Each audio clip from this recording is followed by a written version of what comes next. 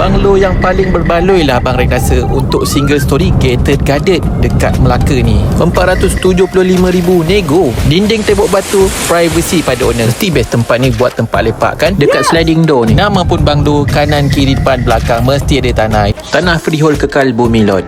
Wah geng, kau tengok dia punya hall punyalah besar. Tempat dining ada sliding door lebar dekat sini. Kalau Abang Ren dapat rumah ni, Abang Ren mesti akan buat awning, buat tempat lepak, minum kopi, makan cekodok petang-petang kat sini, sambil nikmati udara segar dekat luar ni. Part paling penting dekat rumah ni, dapur dia besar geng. Ada kitchen cabinet lagi. Bini korang mesti suka punya. Lepas tu dapat pula bilik besar ni, bilik master bedroom. Sangat selesa dan luas. Lepas tu bilik air pun ada dekat sebelah ni.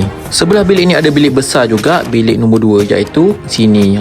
Kau tengok besar kan bilik dia. Ada 2 bilik lagi. Yang ni bilik ketiga dan sebelah ni bilik nombor 4. Bilik 4 ada aircon kat atas. Value bank boleh dapat 600,000 tapi nak jual 475k nego. Apa-apa Roger Abang Ren.